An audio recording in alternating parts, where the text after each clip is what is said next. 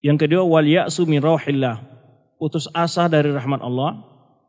Yang ketiga, wal amnu min makrillah, merasa aman dari azab Allah Subhanahu wa taala.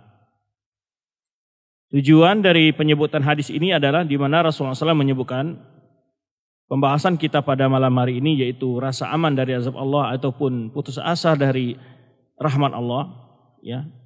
Itu adalah merupakan dosa besar. Ya, merupakan salah satu bentuk dosa besar orang yang merasa aman dari azab Allah ataupun putus asa dari rahmat Allah Subhanahu wa taala.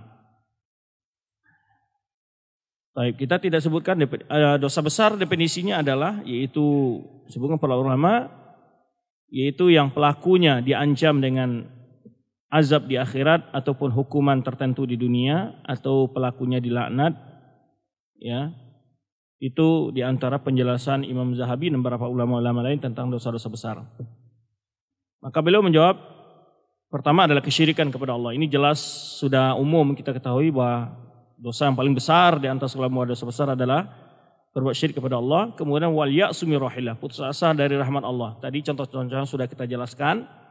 Itu seseorang yang di dalam kesulitan, kesusahan, ya, hilangnya rasa percaya dirinya, hilangnya rasa harapnya kepada rahmat Allah, sehingga melakukan tindakan-tindakan yang negatif, ya, mencela diri sendiri, mencela orang lain, mengazab diri sendiri. Karena kadang-kadang ada orang yang karena kecewa baik pada diri sendiri atau pada orang lain, dia malah mengazab dirinya sendiri, gitu. Ada juga seperti itu. Ya, maka hal itu bentuk keputusasaan dari rahmat Allah Subhanahu wa taala. Yang lebih parahnya adalah seperti orang melakukan bunuh diri atau melakukan membunuh orang lain, seperti kejadian-kejadian yang kita saksikan, yang kita dengar, ya, seorang orang tua berani membunuh sekian orang anaknya karena ya sudah tidak mampu menghadapi kesulitan hidup segala macamnya, umpamanya. Atau seseorang yang dicerai oleh suaminya, putus asa dari rahmat Allah, ini juga tidak boleh. Kemudian wal amnu makrillah, tadi yang kita sebutkan merasa aman dari azab Allah, ini ada dua bentuk, ya. Yang pertama tadi kita sebutkan, dia berbuat maksiat dan tidak pernah mengkhawatirkan sedikitpun tentang azab Allah Subhanahu wa taala.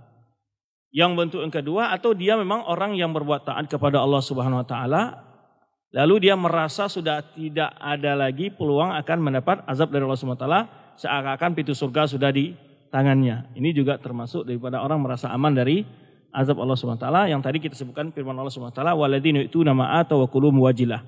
Itu harus sikap seorang mukmin, ya, dia selalu waspada dan juga berharap kepada rahmat Allah Subhanahu wa taala.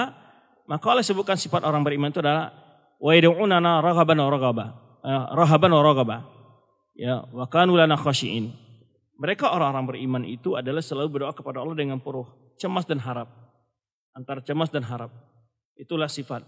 Maka orang yang menyembah Allah dengan rasa takut saja, ya, itu kan menimbulkan putus asa dari rahmat Allah. Ini adalah bentuk dari pemahaman orang Khawarij atau kaum radikal yang ketika dia frustasi melihat orang-orang pelaku maksiat, dihukum dia adalah kafir dari Islam. Ini namanya membuat orang putus asa dari rahmat Allah Subhanahu wa taala. Dia keluarkan pelaku-pelaku dosa besar daripada Islam. Ini salah satu bentuk pemahaman secara doktrin yang putus asa dari rahmat Allah Subhanahu wa taala. Yaitu maka para ulama kita menjelaskan orang yang beribadah kepada Allah, man abadallah bil khaufi wahdahu, orang beribadah kepada Allah semata-mata dengan rasa takut saja, bahwa haruriyun, maka dia adalah orang Khawarij. Haruri itu sebutan untuk orang Khawarij yang ketika mereka setelah keluar dari mengucilkan diri dari pasukan Ali bin Abi Thalib, berkumpul di sebuah tempat namanya daerah Harura, sehingga disebut Haruri.